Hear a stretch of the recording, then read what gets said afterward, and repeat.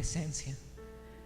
Y la gloria de Dios desatada era tan impresionante que aún las leyes físicas del tiempo se detenían. El cielo y la tierra se paralizan cuando adoras a Dios. El cielo y la tierra se paralizan. Deja de existir todo el ámbito espiritual de guerra, deja de existir toda la oposición, deja de existir todo el combate, toda la acechanza del enemigo. Todo se derrumba como castillo de naipes cuando tú adoras. Y yo veía en ustedes los cuatro rostros del Señor: rostro de gobierno, rostro de señorío, porque el Señor te va a levantar aunque estás en el secreto; el del buey, el de la fuerza, el del trabajo, de la persistencia, porque el Señor te dio la ayuda idónea para no desmayar, para no renunciar, y en Ruth está la fuerza para continuar. Y te vas a levantar también como predicadora, y tú tienes la palabra y el Señor ya la puso. Tú has sido maestra por muchos años, pero el Señor ahora quiere que seas maestra de sus secretos. El de la herencia, el rostro de hombre, el rostro de hijo, el que entra como hijo en la presencia de Dios, al que llama a Dios Padre. Y el águila, que se remonta a las alturas y que ni la tormenta ni la tempestad impiden su vuelo, y está más alto y con la vista más aguda. Y en este momento yo declaro que se desata todo el potencial en ustedes de acuerdo al propósito de Dios. Se desata. Y así como decía Liz, pidiendo perdón porque había una expectativa muy alta por traer a un hombre, el propósito de Dios nunca fue traer a un hombre. En Éxodo 20, cuando el Señor entrega los mandamientos, Él dice que Dios quería, y era su expresión y su deseo, revelarse al pueblo directamente. Y es el pueblo el que le dice a Moisés: no, ve tú y habla con Dios, y no seamos nosotros, porque moriremos, porque su presencia es terrible y el temor que tenemos es grande. Moisés dice: no tengan temor, porque el temor que ustedes tienen es para conservarlos santos y para que se aparten del pecado. Pero el deseo del Señor es venir directamente a su pueblo. Tal vez como pueblo nosotros quisimos enviar a ese Moisés, o traer a ese Moisés: ven, habla con Dios y que Dios nos hable a nosotros. Pero Dios esta vez dijo: no hay Moisés, esta vez soy yo con ustedes. No traemos más cabezas, porque ustedes son cabeza. No hay más Moisés, no hay más representantes entre Dios y el pueblo. Es Dios entre su pueblo.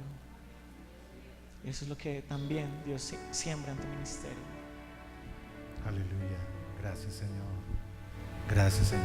Y creo que sí, falta uno. Este es cortico, pero creía que tenía que decírtelo. Desde que te vi pasar adelante, Hannah, no pude olvidarme la primera vez que te vimos tus baletas puestas y tu pasión por adorar al Señor, a tu amado. Y yo veía como tú cuidabas, yo te veía a ti cuidando unas baletas, mi danza, ¿no? Y yo veía al Señor como traía una caja gigantesca. Habían pinceles, colorido, telas, colores, sandalias, zapatos, vestidos, cosas hermosas. Y es porque el Señor te va a dar a ti una estrategia en las artes, en todas, polifacética, estrategias innovadoras, no solo para tu generación, sino aún las que vienen. Vas a impactar. Y aún yo te veía a ti, Rutis, preocupada, que como concentrada en una sola cosa, y te vas a sorprender cómo la cabeza se te va a agrandar cuando Hannah venga y te diga: mami, Jesús me mostró esto. Y laboriosamente, creativamente van a hacerlo. Van a impactar la región, la zona, todo su entorno de una manera creativa.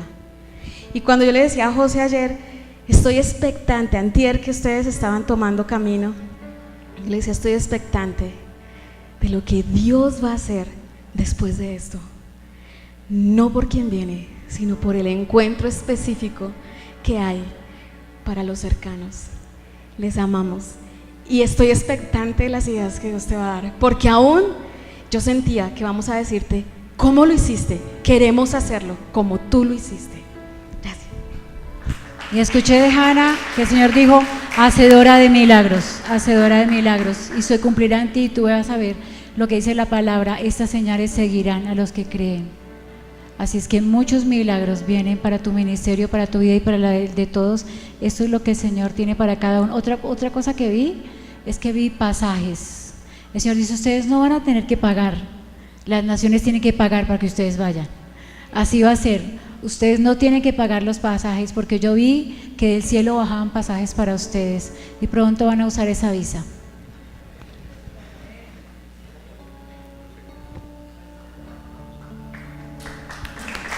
Ellos eran los profetas para los que el Señor quería la ofrenda, así es que qué bendición. Amén. Lo que yo sentía era que has recorrido un camino por donde te has sentido huérfano, y el Señor te dice: he allí tu Padre, he allí tu Padre.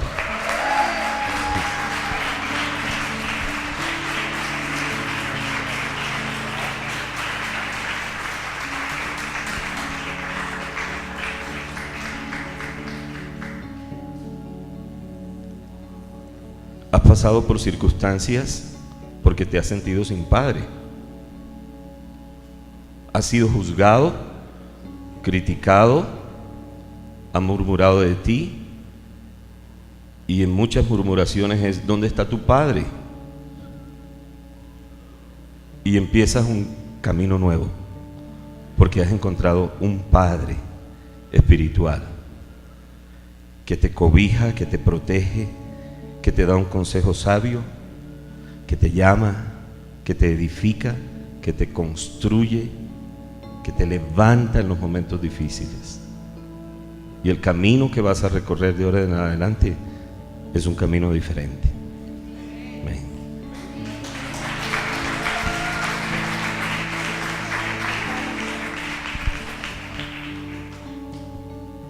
Vamos a hacer algo. Y es que Eduardo siente compartir algo que vamos a tratar que no sea tan largo, pues. Creo que es promesa de predicador, entonces. Y en la tarde va a ser lo más chévere y lo más poderoso. Estábamos orando por los pastores José Rudy y por Omar. Bueno, Omar todavía no se nos va, pero sentíamos que orábamos por ellos, y también queremos orar por Luis Fernando y por Marisa y por Iván y Mariela. Pero como ya el tiempo es corto, vamos a hacerlo comenzando la tarde, y luego todos nosotros, así como el Señor dijo: ustedes no necesitan traer un profeta de afuera, háganlo ustedes, porque yo a ustedes les hablo. Entonces en la tarde vamos a comenzar orando por ellos, y luego todos nosotros por cada uno de ustedes. Nadie se va a ir sin su oración, nadie. ¿Cómo les parece? Buenísimo, ¿verdad? Entonces vamos a darle el tiempo a Eduardo. Listo. Y luego, o sea, no se vayan a ir todavía, escuchen la enseñanza. Bueno, acabo de cerrar el computador.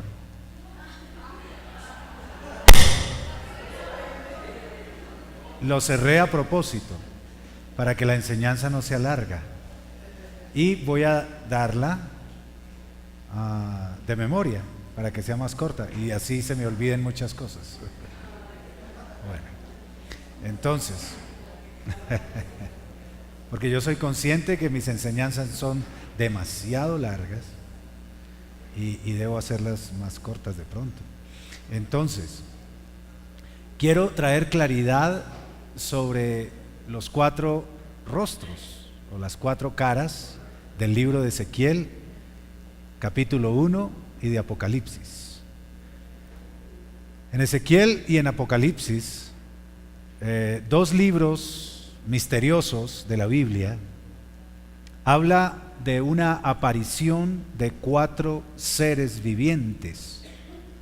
Estos 4 seres vivientes tienen la particularidad de estar asociados con la presencia misma de Dios, la presencia celestial que viaja por el universo, la presencia celestial misma que hace presencia en todos los lugares de su creación.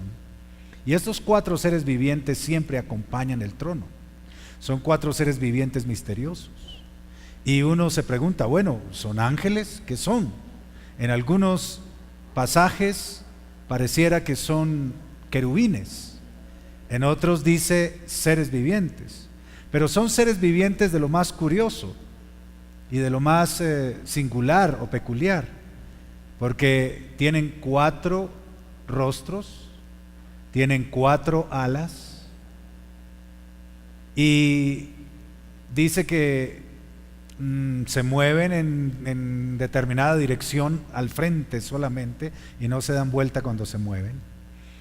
Y no es que los 4 seres vivientes sean así de feos. Imagínense un ser espiritual con 4 caras en los 4 ángulos y caras de animales. No parece muy bonito. Si son la Biblia dice o nos han enseñado que los ángeles son bonitos, son muy atractivos, pero estos no parecen atractivos, ¿verdad? Estos seres vivientes, porque están llenos de rostros y caras de animales. Y con 4 alas, pues no parece tampoco como muy atractivo el asunto. Entonces, no es que sean así. Lo que ocurre es que Dios les cambia su fisonomía o su apariencia de acuerdo a la situación o de acuerdo al mensaje que quiere traer. Porque estos 4 seres vivientes que nos muestra la Biblia, ellos son 4 porque están reflejando el propósito fundamental de la creación, el propósito fundamental del Creador. Ellos 4 están destinados para sostener el trono y para sostener y hablar del propósito fundamental de la creación. ¿Cómo les parece? Es decir, Dios los usa como un espejo reflejante a estos 4 seres vivientes, como un espejo reflejante de su gloria y de sus propósitos. Porque 4, y ustedes saben que en la Biblia hay una revelación de números específicos.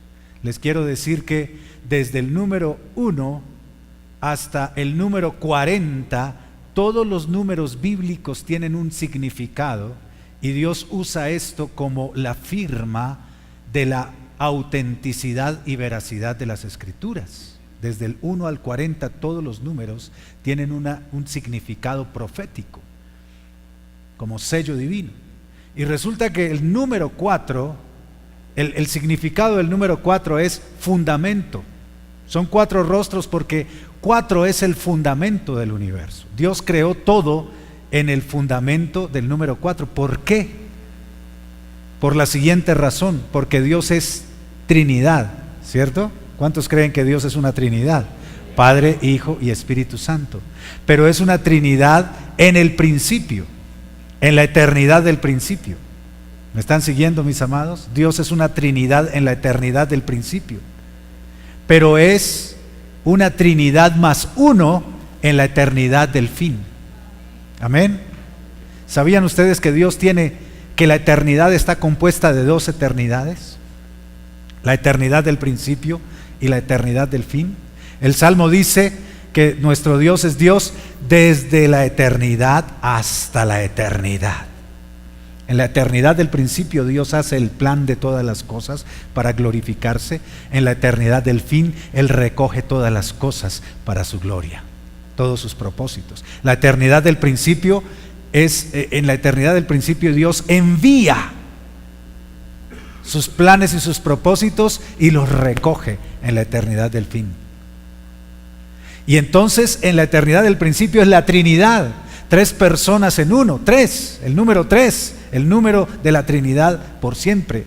Pero en el fin son 4 personas, porque tú y yo, la iglesia, somos invitados, somos llamados a ser parte de la misma naturaleza divina.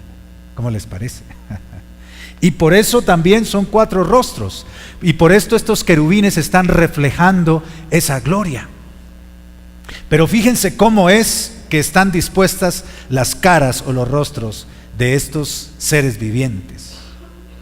¿Cuál es el rostro que está al frente según el capítulo 1? Ustedes lo pueden leer en su casa, lo pueden leer en detalle. ¿Cuál es el rostro que está al frente de los 4 seres vivientes? ¿Qué rostro hay? El rostro de, véanlo bien en su Biblia, sí, el rostro de hombre está al frente. Ustedes lo pueden leer. El rostro de hombre está al frente. Los querubines, cuando van caminando cubiertos con sus 4 alas, tienen un rostro de hombre al frente, un rostro humano.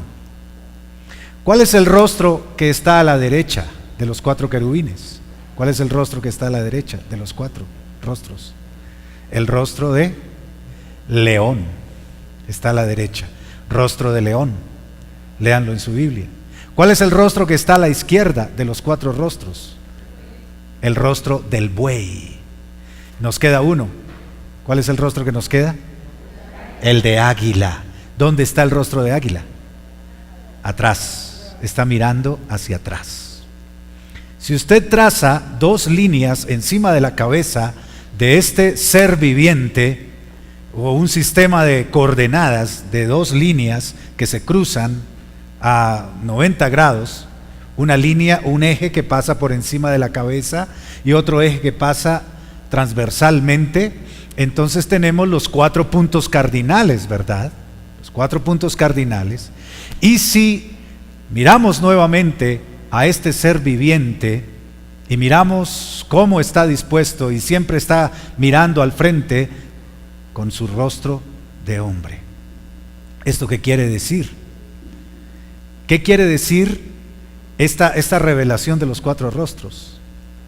Que Dios quiere mostrar su gloria en Cristo, en nosotros los que somos los hijos de Dios, a través de la visión de estos querubines. Yo les dije el primer día que del libro de Ezequiel se están quitando los sellos. Y el Señor está trayendo revelación para el hombre del Nuevo Testamento, para nosotros los hijos de Dios, para que nosotros sepamos y conozcamos esa gloria que nos es traída.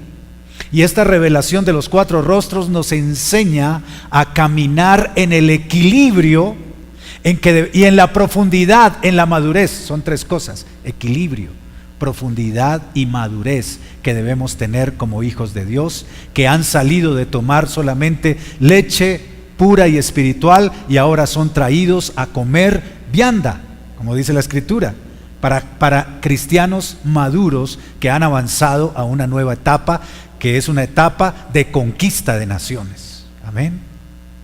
Y este sello particular del libro de Ezequiel y del primer capítulo nos está hablando de la configuración y del equilibrio que debe reinar, que debe existir en un hijo de Dios. Ahora escúchenme bien la palabra hijo de Dios. El reino del cielo, de los cielos, en la iglesia de Cristo hay 2 manifestaciones: los que todavía no son hijos de Dios, de entre los creyentes, los que todavía no son hijos de Dios en todo el sentido de la palabra, y los hijos de Dios. Anoche el pastor Luis Fernando decía en su prédica que no le gustaba ya llamar ovejas a las personas, ¿cierto? Bueno, las ovejitas recién nacidas podríamos decir, son muy lindos, provoca consentirlos, ¿verdad? ¿A cuántos les provoca consentir a los nuevos creyentes? Son tan especiales, igual que los niños, provoca consentirlos, pero ellos todavía no son verdaderos hijos. Ellos tienen que pasar por aquello que pasó el mismo Señor Jesucristo para llegar a ser hijo de Dios. Si usted mira en el versículo de Hebreos, claramente dice allí la Escritura que aunque Jesucristo era hijo, por lo que aprendió, por lo que pasó, aprendió la obediencia y vino a ser autor de eterna salvación. Y para poder ser declarado hijo de Dios verdadero, aun siendo el Mesías, él tuvo que pasar un proceso disciplinario de formación en su vida, de renuncia, de muerte, dice que con gran clamor y lágrimas al que lo podría librar de la muerte, él le buscaba cada día. Y así, por obediencia, aprendió a ser hijo. ¿Qué nos espera a nosotros? Díganme ustedes. Para ser hijos de Dios, ¿no es lo mismo? Tenemos que pasar por la misma cantidad o mayor, o no sé, de pruebas que pasó el Señor. Perdón, estoy un poco resfriado. Para ser llamados y declarados hijos de Dios. Por eso les digo, nosotros somos, y perdónenme la expresión y no se vayan a sentir mal, porque es totalmente escritural. La Biblia dice, la iglesia está clasificada entre bastardos e hijos. El que todavía no ha pasado por el proceso de ser disciplinado y soltarse de su situación y su condición de orgullo, de egoísmo, de carne, de ser molido y de morir juntamente con Cristo en la cruz, todavía es un bastardo, todavía no es hijo. Lo dice la Escritura, que si se os deja sin disciplina, sois bastardos y no hijos.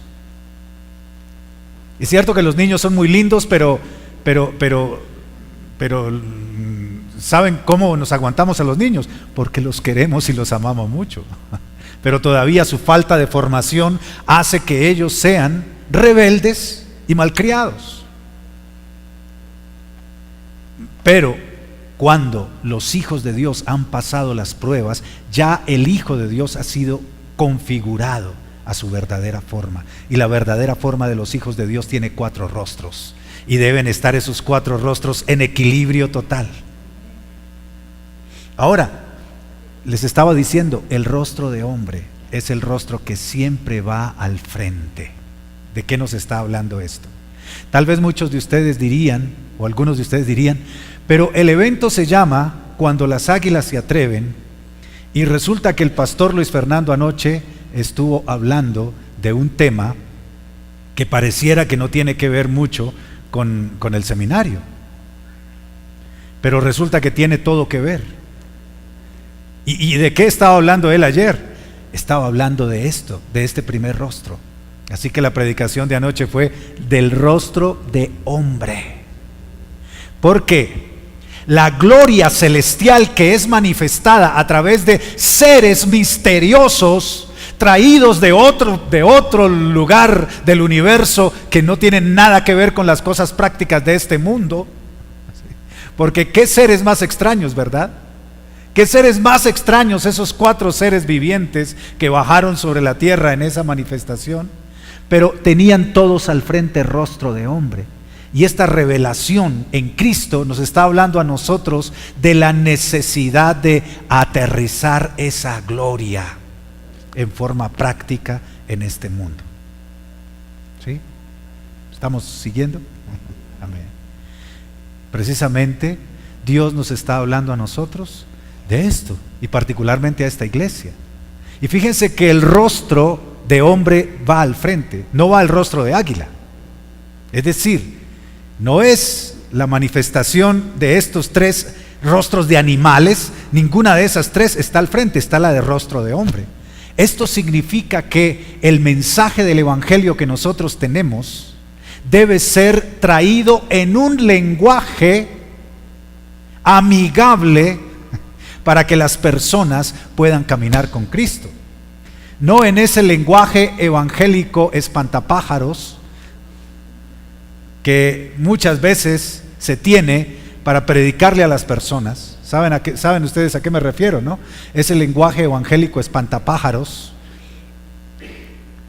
de faldas largas, de cabellos muy largos sin arreglar, de nada de arreglos personales en las damas, de no acercar el reino de Dios de manera suficientemente amigable a través de un rostro de hombre. Es decir, la gloria de Dios sí en primera instancia y en su apariencia primera debe ser humanizada al punto que las personas puedan acercarse al Evangelio de Cristo de la manera más estratégica posible. Y la razón por la cual muchas personas no se convierten a Cristo, son dos razones. Número uno, porque a los cristianos ya se les olvidó predicar y hacer discípulos. Como pasa en ciertas iglesias, en esta no pasa. En esta no sucede eso. Ya perdieron ese primer amor de predicar el Evangelio, de dar testimonio, de ganar personas para Cristo, de ganar almas para Cristo. Y la segunda razón, porque tienen un Evangelio tan lejano de la realidad, tan abstraído, tan separado de la realidad del mundo, de la realidad cotidiana de la gente y de la actualidad de la gente, porque a veces se predica un evangelio de la época de los apóstoles sí, y no se predica el evangelio que se debería predicar hoy, actualizado a la forma del hombre de hoy. ¿Y cuántos aquí podemos reconocer que hemos caído en eso? No me digan amén, digan sí, levante la mano. Y precisamente Dios quería comenzar, y por eso trajo el mensaje inspirador y retador del pastor Luis Fernando anoche. Quería comenzar recordándonos esa parte y retándonos en esa parte. ¿Cuántos aceptaron ese reto anoche?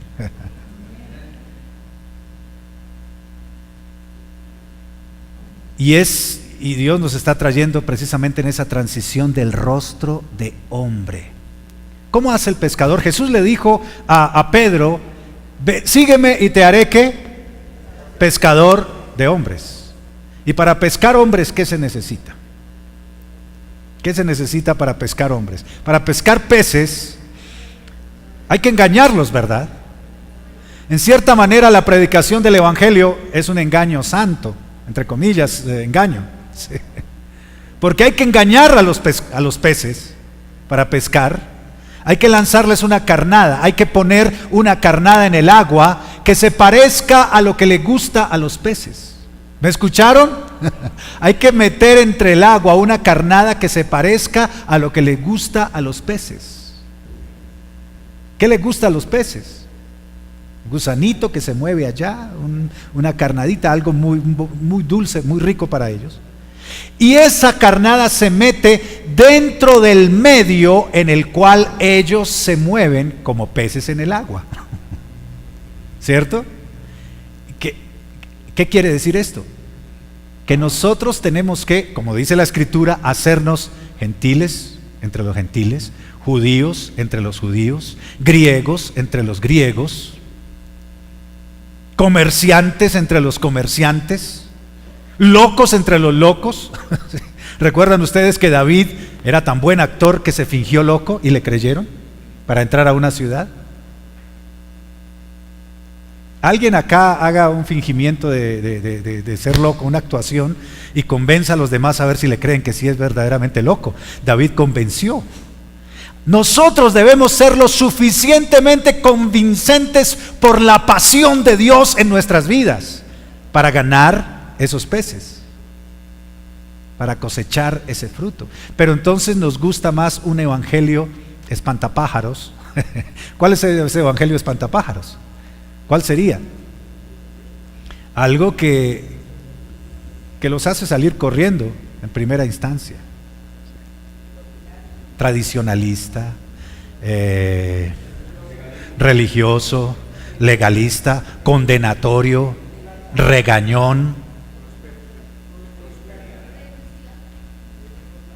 Todas estas cosas van a alejar a los peces, Un buen pescador es alguien que tiene la paciencia y la estrategia para meterle allá en medio del cardumen de peces, meterle ¿qué?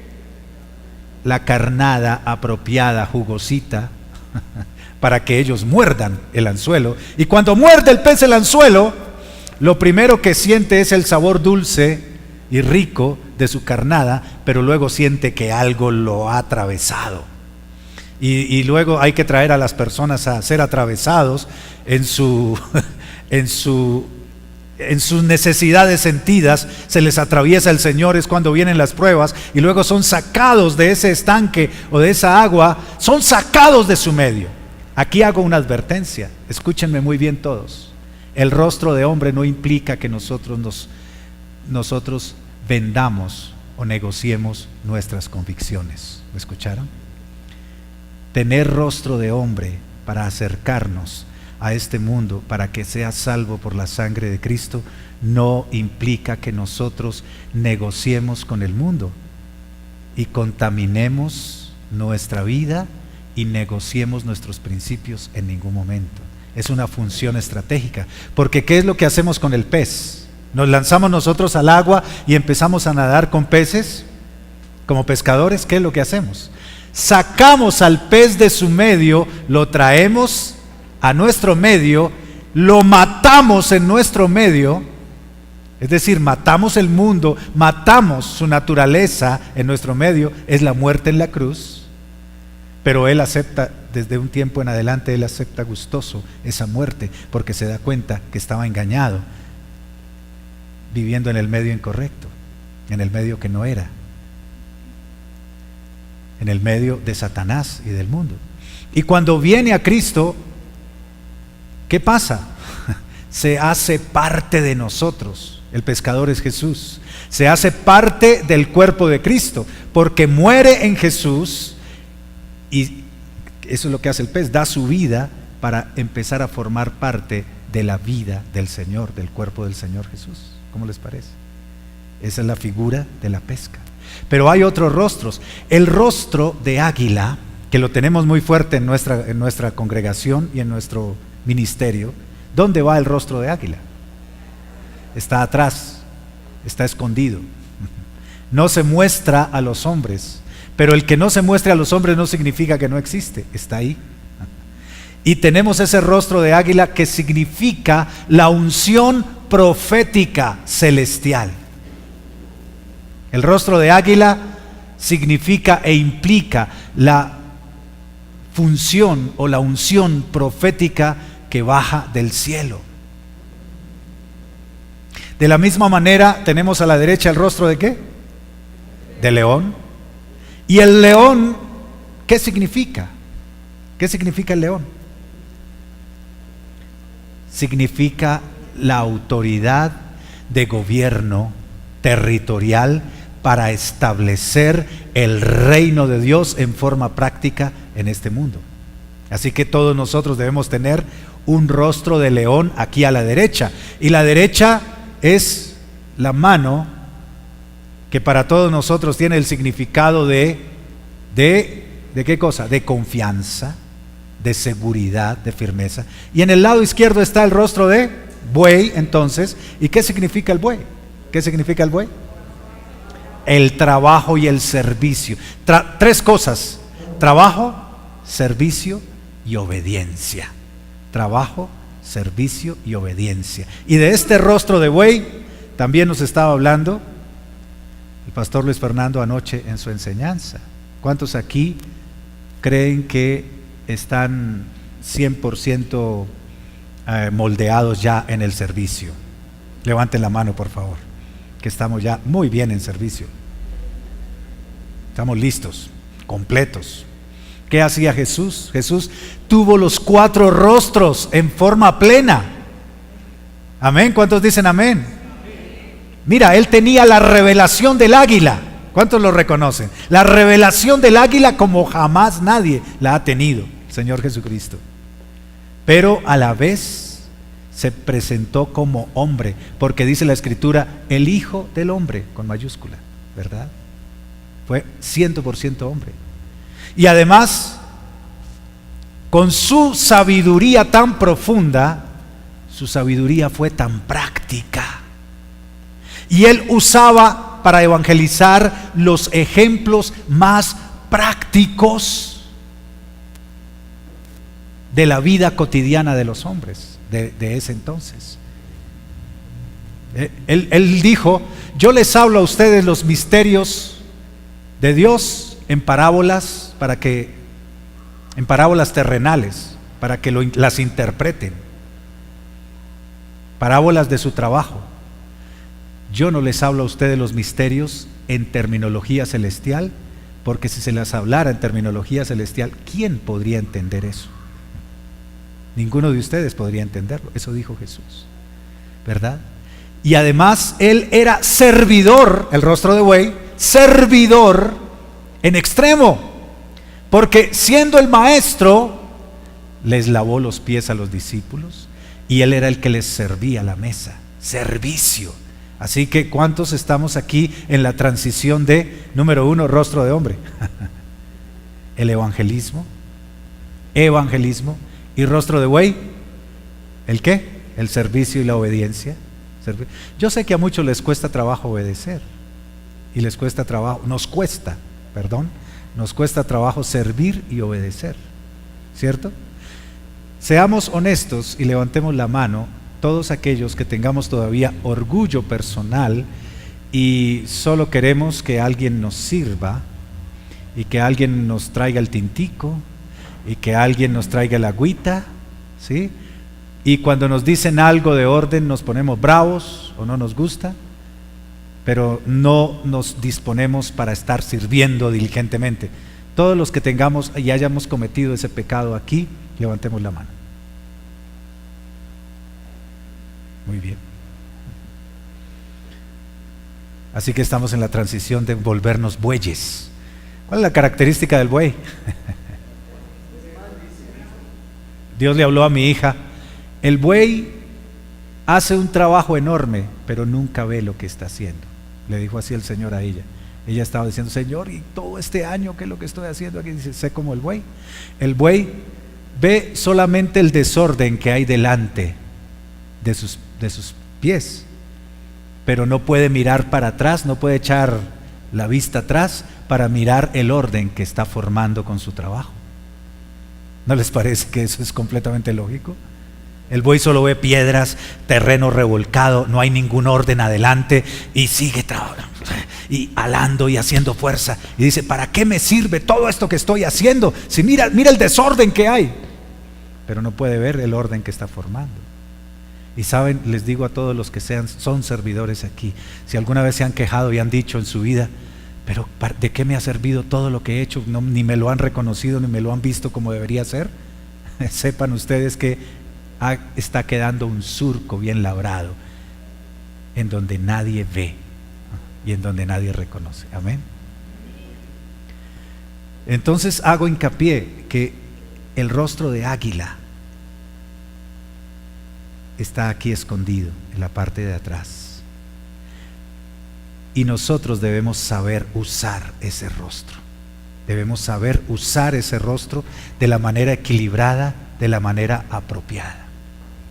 Pero hago énfasis en lo siguiente: son 3 rostros de animales por uno de hombre, ¿sí? Los 3 rostros de animales nos están hablando de la vida espiritual sobrenatural, intangible en este mundo práctico. Un solo rostro que nos habla de lo real y de lo práctico según esta vida natural. También entonces les digo que debemos tener el equilibrio perfecto. No es 1 a 1 o 50-50, 50 espirituales y 50 naturales, 50% proféticos y 50% con las cosas prácticas de este mundo. La proporción es 3 a 1. 3 partes espirituales por una natural, porque es la Trinidad en el hombre. Esa es la razón. Es la Trinidad, que son tres tres personas distintas en una sola, pero manifestándose a través del hombre. Es decir, aquí nosotros tenemos un rostro de hombre, pero tenemos 3 rostros: el del Padre, el del Hijo y el del Espíritu Santo, guiando nuestras vidas, y ellos 3 son espíritus sobrenaturales por encima de la realidad natural de esta existencia. ¿Cómo les parece eso? Así que debemos entender, debemos comprender este principio tan importante, que aunque Dios demanda de nosotros esa afrontar la realidad con el rostro de hombre, debemos saber siempre que no somos de aquí, de este mundo, sino que somos del cielo. Amén. Somos del cielo, para que no nos vayamos a confundir y para que no nos vayamos a desestabilizar, porque podemos desequilibrar como águilas si ponemos el rostro de águila al frente todo el tiempo, ¿cierto? Y somos ya profetas. ¿Qué pasa si nosotros hacemos solo énfasis en el rostro de águila? Nos vamos a volver tan raros que nos salimos de este mundo. Y vaya que yo he conocido gente rara que se ha ido tan arriba en lo espiritual, que uno le habla algo y espera un momento, por favor, que nadie esté detrás mío en este instante, porque puede afectar mi unción. Yo escuché una vez una persona diciendo eso, ¿sí? Porque alguien se le paró atrás y dijo: no, yo ministro sin nadie detrás mío porque me puede afectar mi unción. ¿Sí? Nos podemos volver tan extraños, tan estrambóticos, tan salidos del mundo, y la realidad no es así. El rostro de águila debe estar bien equilibrado aquí detrás. ¿Y cuándo sale ese rostro de águila? Cuando nos damos la vuelta y Dios nos usa como guerreros poderosos. Somos como Superman. Sí, que tenemos unas gafitas aquí y nos presentamos así tan amables con el mundo, pero en un instante ya estamos volando en otra dimensión con superpoderes. Sí, somos como los X-Men. ¿Verdad? Debemos ser así, pero supernaturales, relacionándonos con este mundo para ganar y para sacar este mundo y llevarlo a la dimensión espiritual. Porque refuerzo este principio que les estoy diciendo con el siguiente versículo, búsquelo usted. Dice 1 Corintios 15:45: fue hecho el primer hombre, Adán, alma viviente, y el postrer Adán, espíritu vivificante. Y de la misma manera que trajimos la imagen del terrenal, también traemos la imagen del celestial, que es Jesús. Así que, ¿qué somos nosotros ahora? ¿Almas vivientes o espíritus vivificantes? ¿Qué somos? ¿Qué somos? Espíritu vivificante. ¿Sabían ustedes que nosotros ahora somos seres de una cuarta dimensión, o una dimensión cuarta, digámoslo así? No me vayan por favor, entiéndamelo bien, porque alguien puede salir aquí diciendo que el pastor está diciendo cosas raras.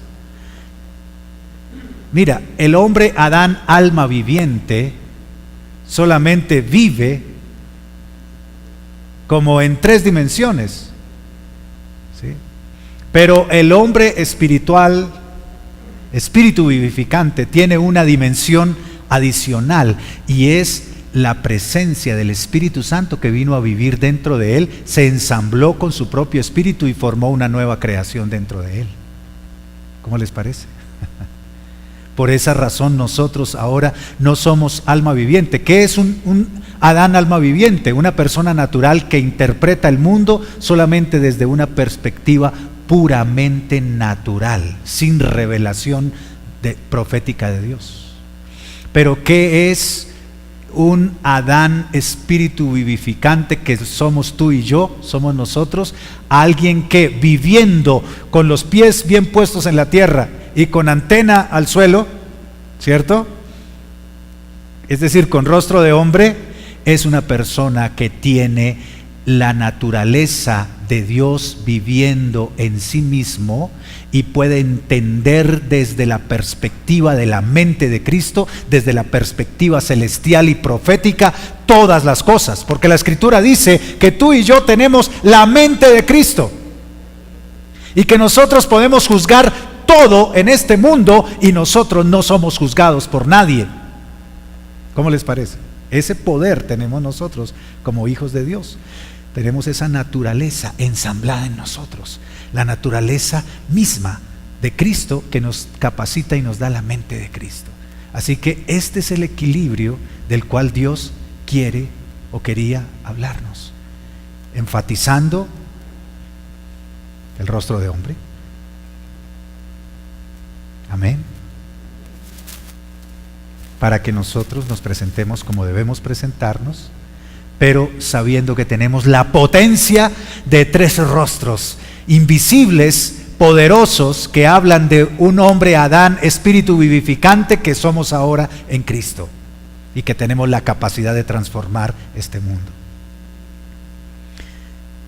En cierta manera también anoche Luis Fernando tocó el rostro de león, porque el rostro de león tiene que ver con ¿qué? Les dije, con gobierno, autoridad y reino. Y les digo, y ya para ir cerrando, porque si no me van a decir, el pastor hasta sin Biblia se demora.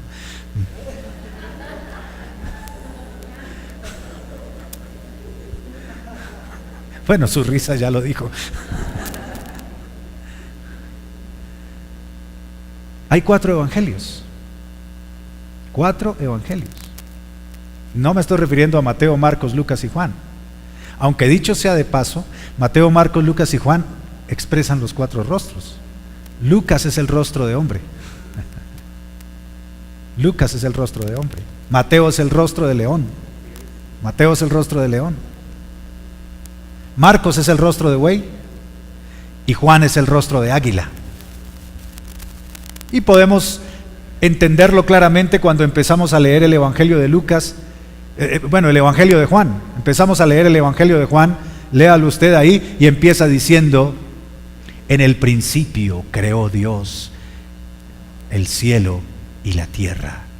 No, dice, ese es Génesis, no. Me va a tocar coger la Biblia.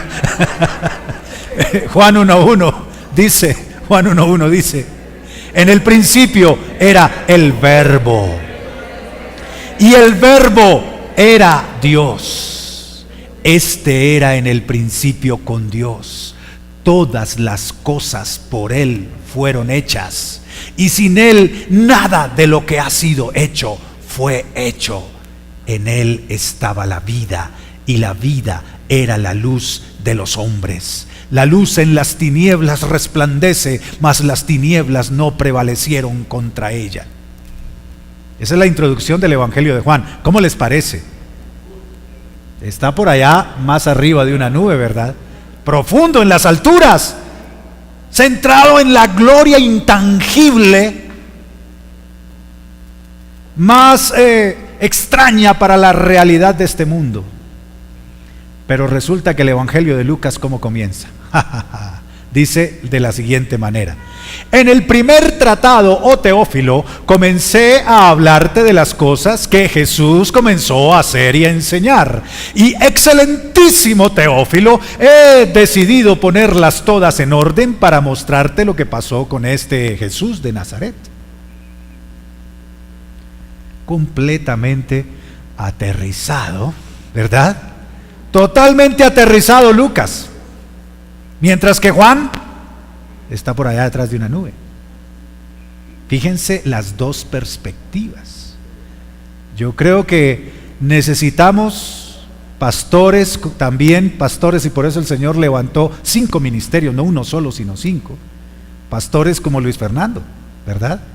Un Lucas, porque el pastor que ustedes tienen aquí, este calvito,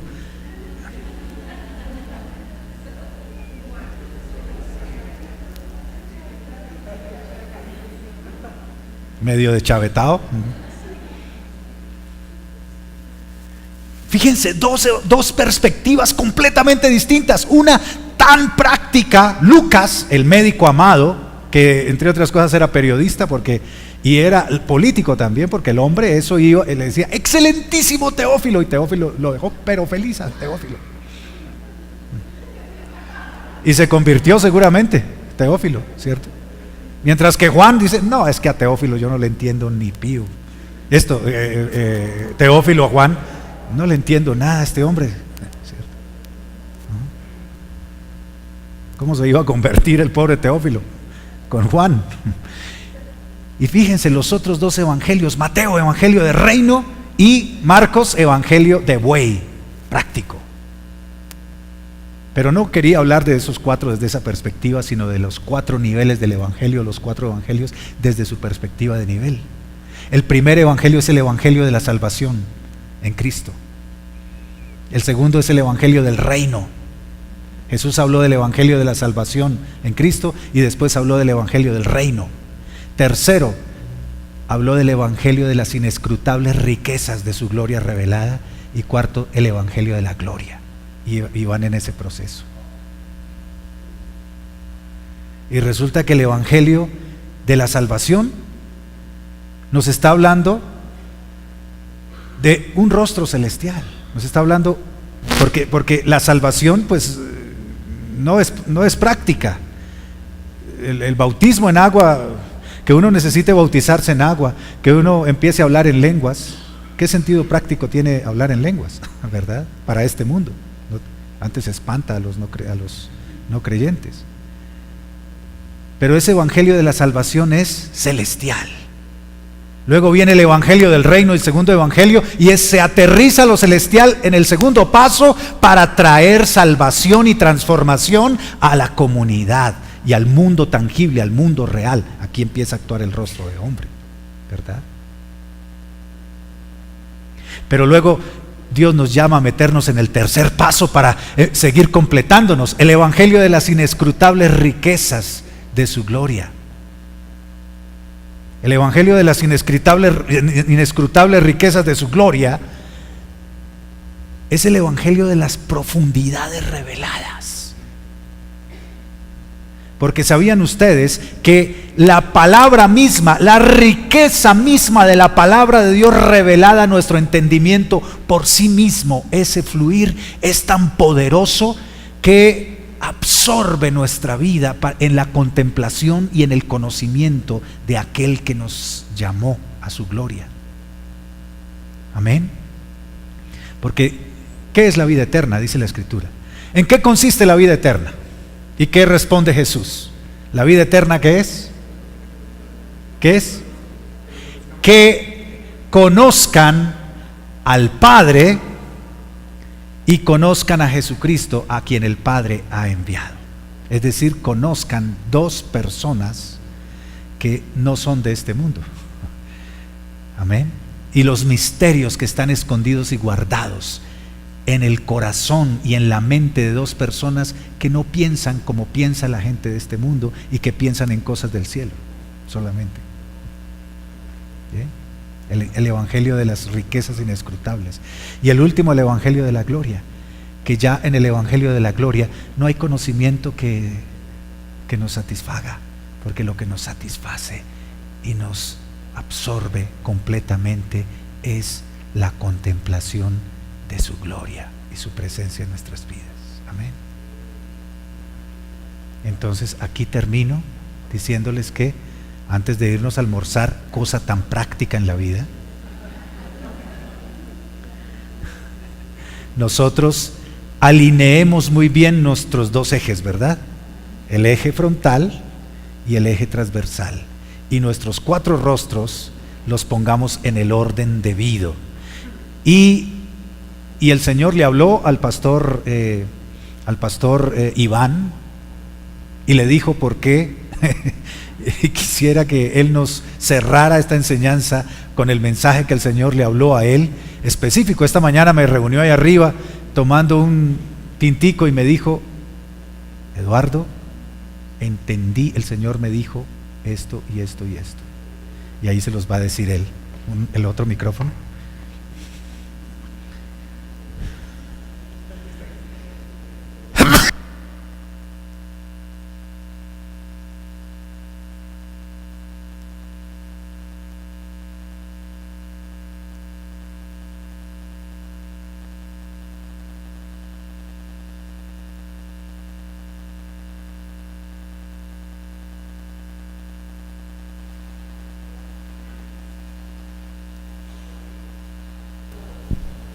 Sonido, ¿se oye? Un poquito, ¿no?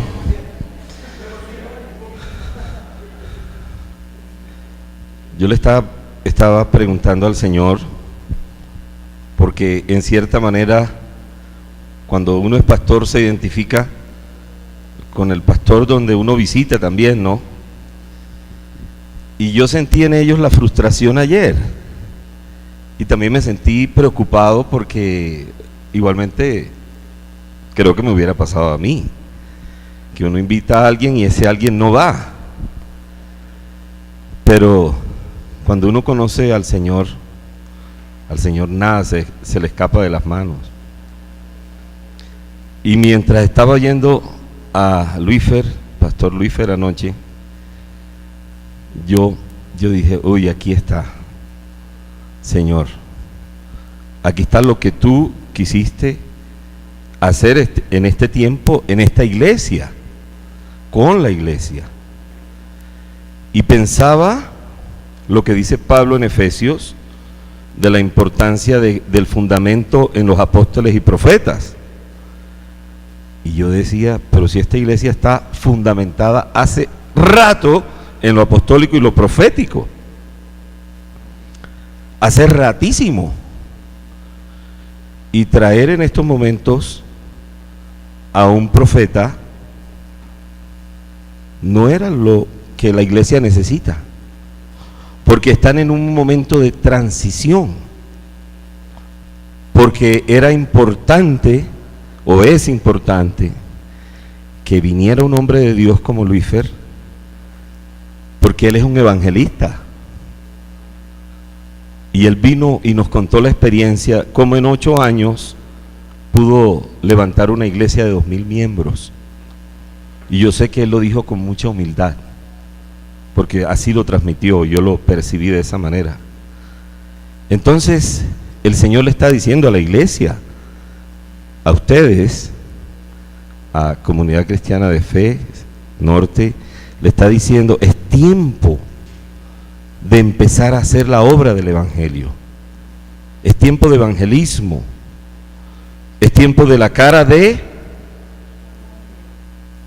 hombre. De la cara de hombre, este es el tiempo. Porque por mucho tiempo no había ese equilibrio.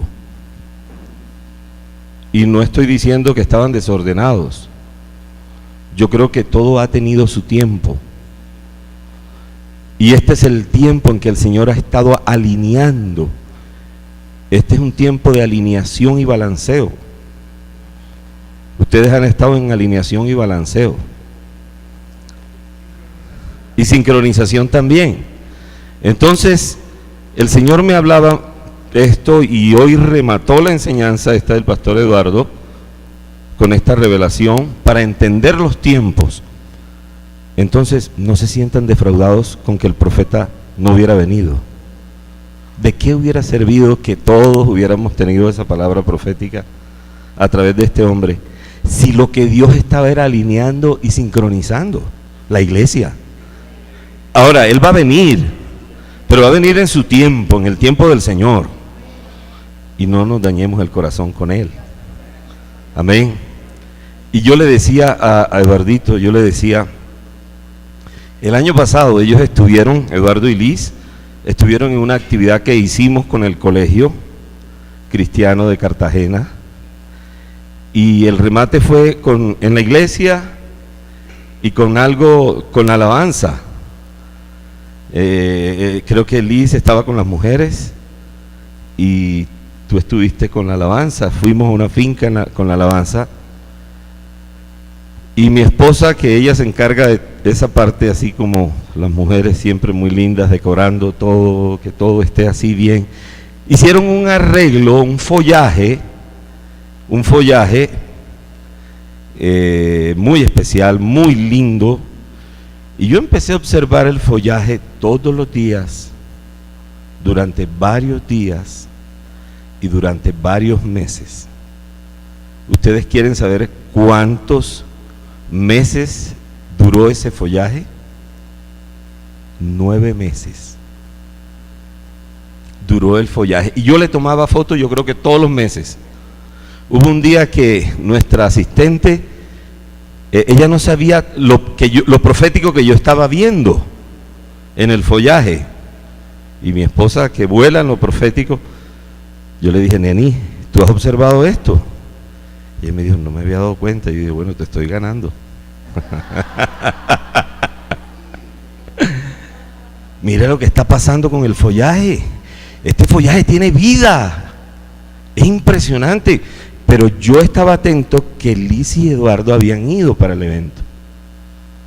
Y muy observando. Y un día mi asistente lo desbarató y lo armó por otro lado. Y dije, no, ¿qué pasó? ¿El follaje dónde está? Búsquenme nuevamente todo. Y me lo armaron.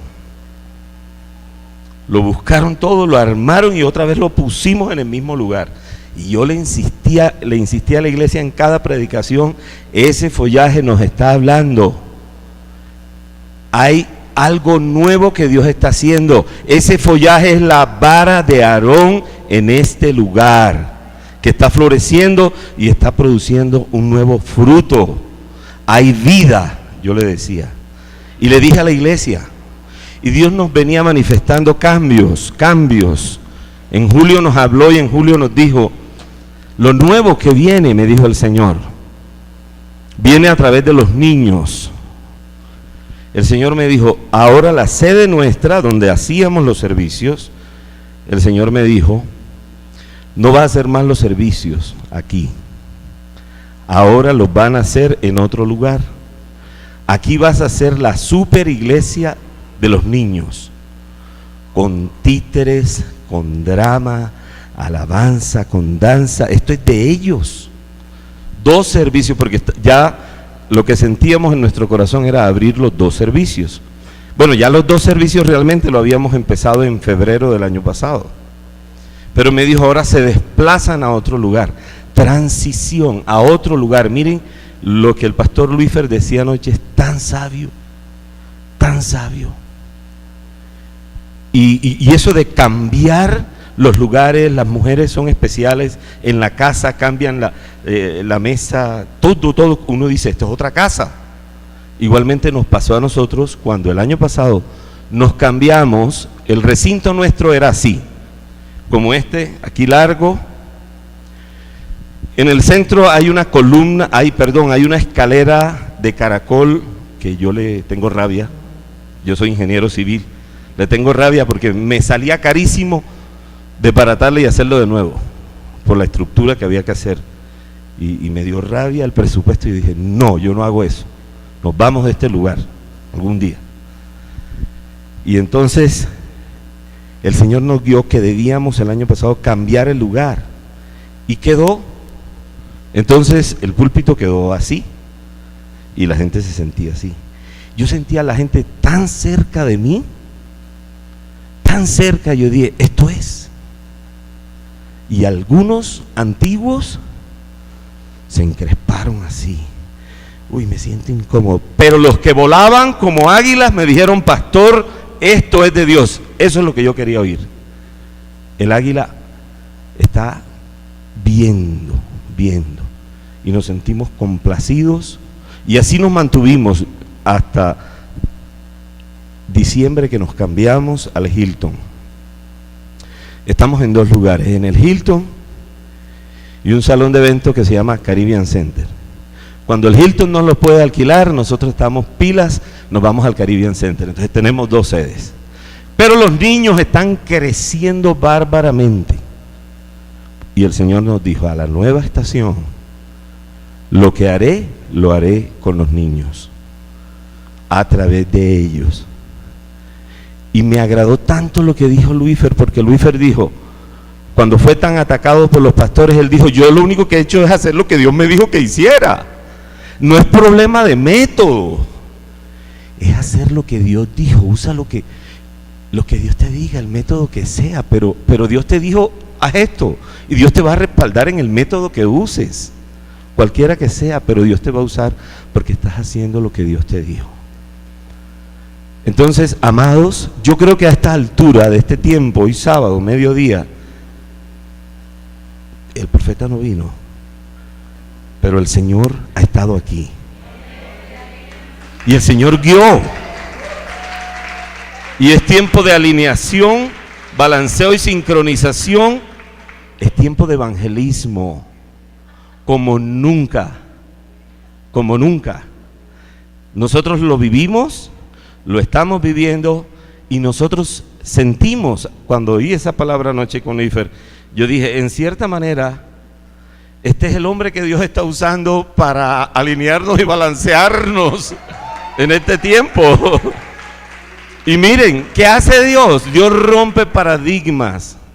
Y aunque Él se identifica en todo lo profético, en la adoración, porque sus inicios también fueron en comunidad, Él está en estos momentos en otra cobertura. Pero para el reino nosotros estamos bajo el mismo Padre Celestial, que eso es lo importante. Y vamos a romper una cosa tremenda porque nos salimos de las denominaciones solamente y recibimos de otros, recibamos las cosas buenas de otros. Y entonces yo le decía a Luífer, tienes que ir a Cartagena. Yo siento que debe ir. Porque trabajando él tanto con niños por tantos años y el Señor enfatizándonos lo de los niños, yo sentía, este es el hombre. Qué bueno que un pastor se interese en los niños. ¿Sabe por qué, amados? Ustedes saben cuáles son, cuál es el ministerio más subestimado dentro de la iglesia. Pregúntenle a un contador cuando se hace un presupuesto, ¿cuál es el ministerio más subestimado en la iglesia? No nos alcanza para este año. Quitémosle a los niños. No hay capacitación en tal parte. Quitémosle al ministerio de los niños. No, enviamos 2 nomás, o 1, de pronto no van. No es eso. A nosotros nos cuesta el ministerio de los niños. ¿Sabe lo que está pasando? Un testimonio. ¿Alguien ha visto en nuestro Facebook de lo que está pasando en la superiglesia? ¿Alguien lo ha visto? Y alguien de afuera, de otra parte, vio y dijo, yo quiero sembrar en los niños. En los niños de la superiglesia, no estoy hablando de los niños de la fundación, sino de la superiglesia. Y yo dije, Señor, tú estás agradado de lo que estamos haciendo. Y no tenemos miedo, dimos el paso. Nos fuimos al Hilton, ha venido el respaldo económico para hacerlo. Mes a mes, ahí ha estado la provisión, semana a semana, porque nos toca pagarlo semanalmente. Allí está la provisión. Entonces, amados, hay una transición en esta iglesia. Dios los ha traído a este lugar. Esto será transicional también. Pero hay que hacer lo que Dios está diciendo en este tiempo, en este lugar, con cada uno de ustedes. Y ninguno de ustedes se quede quieto, porque es tiempo de movilización como nunca de la iglesia por aquellos que están allá afuera. El fundamento apostólico y profético ya está listo en esta casa, pero necesitamos el fundamento. Lo que sigue hacia arriba, yo soy ingeniero civil y a mí me fascina ver la iglesia del Señor como esa parte que se construye, la edificación, y cuán importante es la parte evangelística dentro de la iglesia del Señor. Y para eso el Señor nos trajo, y me incluyo yo también. Amén. Aleluya. Aleluya.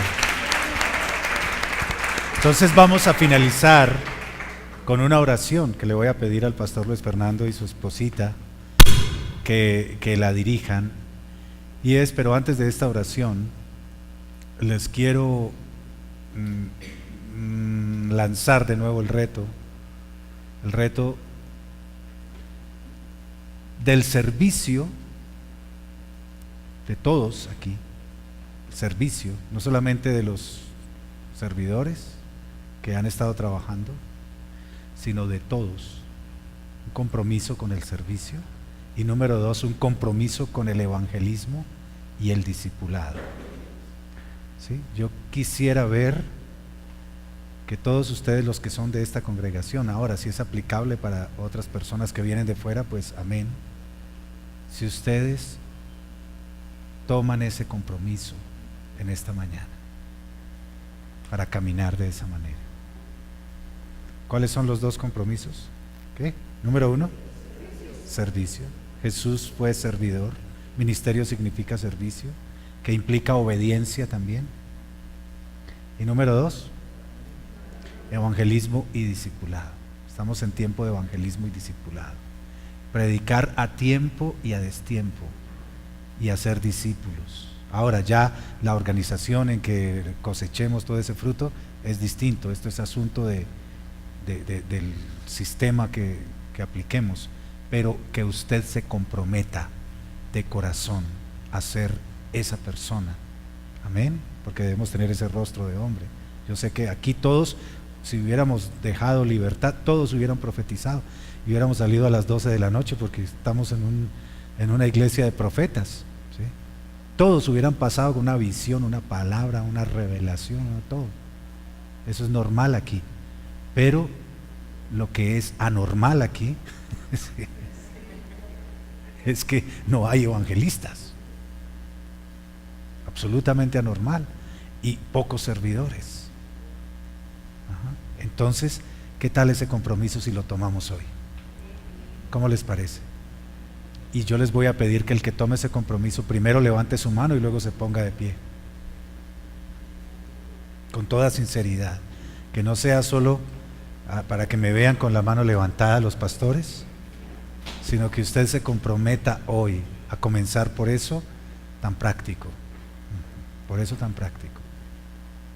Ya no más pereza, ni desidia, ni es que yo solamente voy a que me sirvan el plato, ¿sí? La comodidad cristiana de fe, ¿sí? Qué tremendo. De nuestra iglesia, la comodidad cristiana de fe. Todos cómodos, ¿sí? No, que los pastores nos den, que nos ministren alabanza, que nos ministren, solamente dígame dónde profetizo y ya. Póngame las personas que yo se las profetizo lo que quiera, pero no muevo un dedo para nada más. No, vamos a cambiar ese estigma nuestro. Amén. Porque es un mandato que el Señor nos está haciendo. Yo ya no lo estoy viendo como que bueno, esto es bueno que lo hagamos. No, siento que es un mandato de Dios para nosotros y que no podemos ser desobedientes. ¿Cuántos reciben? ¿Cuántos quieren obedecer a ese mandato del Espíritu? Es mandatorio para nosotros. No es que si queremos, es mandatorio para nosotros. Amén. Amén, amén. Pastores, por favor, dirijan. Ustedes van a hacer una cosa, ustedes van a soltar la unción evangelística que Dios, yo sé que también tienen unción apostólica y profética, pero ellos van a soltar en oración sobre todos los demás que estamos aquí, soltar la unción evangelística y de servicio. Amén. Evangelística y de servicio. Y yo quisiera pedirle a los servidores que vinieron con ellos, que estuvieran detrás de ellos acá, por favor, que vinieron acompañándoles, que estuvieran detrás de ellos para respaldarles a ellos en su oración. Porque mire, qué cosa tan linda, ellos se vinieron, esta es nuestra iglesia, y viajaron desde antes, salieron corriendo y aquí dijeron, aquí estamos para servir. Pagaron sus tiquetes, están pagando todo ellos, por ellos mismos, porque ellos solo sirven. A ellos no les importa si les dan, si no les dan, si les dijeron, si no les dan, nada. Ellos están programados para servir. Y así debemos ser los creyentes, programados para servir. Amén. Entonces, me quito de aquí porque esa es unción de ustedes y la quiero recibir. Si tuviera más tiempo para enseñar, soy que me hablo acá y Habla. a mí me encanta patear paradigmas.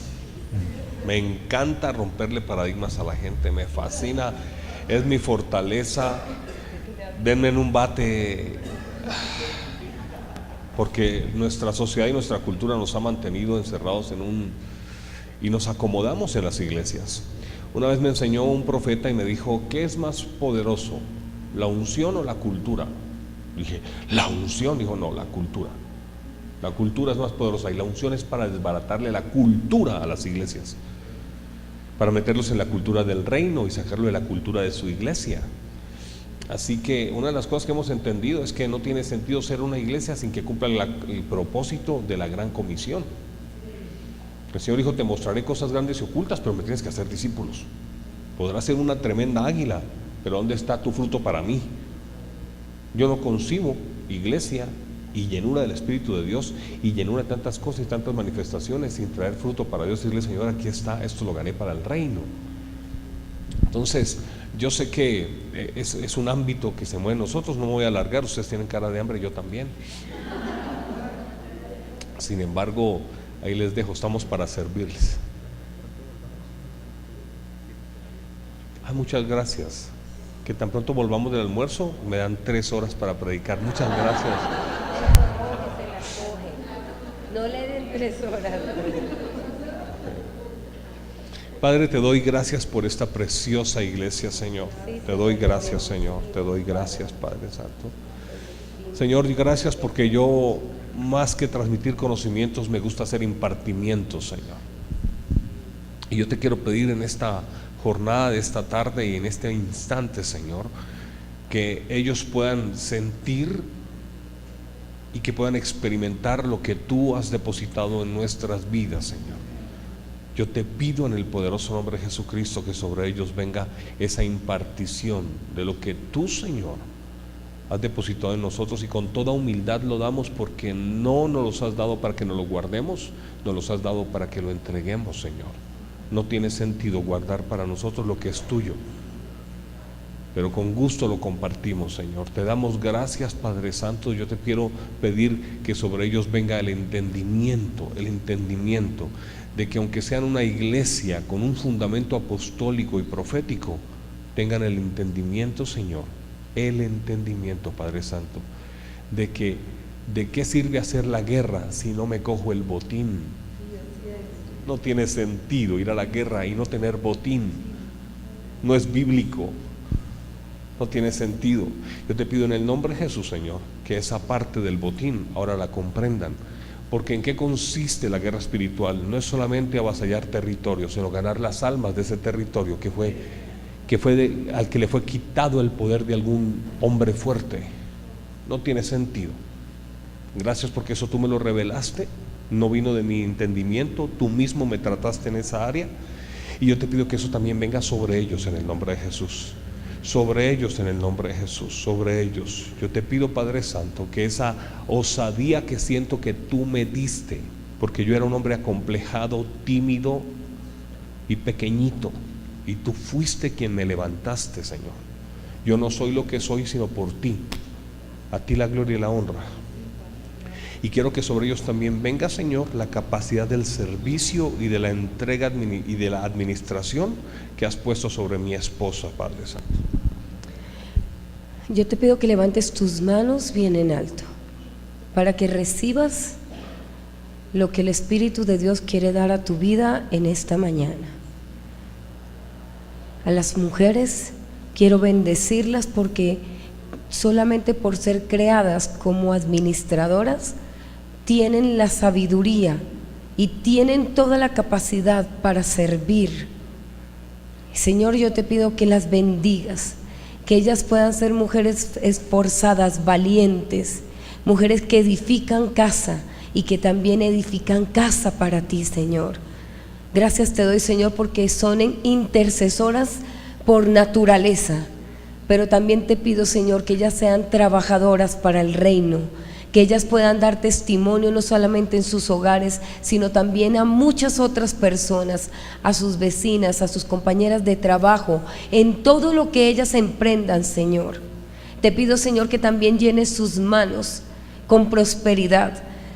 Bendícelas, Señor, aún en lo económico, porque tú, Señor, recompensas siempre en grande a aquellos que te sirven, a aquellos que te honran, aquellos que llevan tu nombre, Señor. Yo te doy gracias, Padre, porque tú vas a obrar. Te doy gracias, Espíritu Santo, porque tú vas a colocar el querer como el hacer en cada uno de ellos, que no van a esperar a un seminario de servidores, ni de muchas cosas de protocolo, ni de muchas cosas que tengan que ver con honrar, sino simplemente que desde ya ellos tienen el sentir para servir en tu casa, para que ellos mañana traigan un invitado, para que ellos puedan decir: vamos a llenar la casa. Y nos comprometemos a traer a esos que necesitan de ti, que no te conocen, Señor. Te damos gracias, Espíritu Santo. Señor, yo quiero bendecir la vida de la pastora Liz. Quiero declarar sobre ella, Señor, aún mucho más, porque tú le has dado mucho. Pero ahora yo quiero, Señor, que tú le des esa gracia para que ella pueda ser esa mujer que lleva a otras a cosas mucho más grandes. A mí el Señor me mostraba, Liz, desde ayer me mostraba que las mujeres iban a ser esas águilas, ¿sí? Que habían estado volando, sí, cierto, pero que esa mirada de la mujer que puede analizar y tiene tanto con su sexto sentido, iban a ver cosas muy grandes, y que te iban a levantar a ti los brazos, que iban a venir a levantarte los brazos para que pudieras no simplemente estar preocupada por cosas que no tienes que estar, porque tú estás allí en intimidad, tú estás allí formándote porque Dios te habla, porque Dios te guía a muchas cosas, pero estas mujeres van a ser tus, como esos que levantan los brazos, como le levantaban allí a Moisés sus brazos para que sostuvieran. Y lo mismo para el pastor Eduardo. Ustedes necesitan ya entrar no en un descanso, porque ustedes no se van a cansar de evangelizar ni de hablar lo que Dios les habla, pero sí que otros empiecen a levantar generaciones nuevas, las de sus hijos. Van a venir sus hijos a esta iglesia, van a venir sus familias enteras, y aquí es donde se van a formar sus niños, los hijos de sus hijos. Ellos necesitan tener una tierra firme donde sus raíces queden allí y puedan dar fruto. Y eso es lo que Dios quiere hacer, y es lo que Dios va a hacer con ustedes. Son mujeres hermosas, y solamente lo único que les falta es tomar decisión. Las decisiones están en no excusas. No debemos tener excusas para Dios. Cuando tú le das todo a Dios y quitas las excusas, Él se encarga de todo lo demás. De todo lo demás. Él lo hizo conmigo. Yo he trabajado en el reino durante 12, 13 años. Dejé mi profesión, pero aún soy administradora. Y yo les he enseñado a mis discípulas, sobre todo a las mujeres, a cómo servir y no tener excusas para Dios. Los hijos no pueden ser el problema ni la excusa para servir. Los esposos, los trabajos, el tiempo, la distancia, la lluvia y el más tenaz, el dinero. Si ustedes dejan que Dios realmente sea el primero en todo, sus vidas van a transformarse. De verdad les bendigo con todo mi corazón. Y pronto estaremos aquí para darles un seminario, y de verdad ya te lo ofrecemos. No te preocupes por pasajes, por nada. Nosotros venimos y les vamos a dar un seminario para enseñarles muchas cositas que sabemos en nuestra iglesia, con todo nuestro amor. Es nuestro compromiso. Sus pastores definen la fecha. Bueno, Amén.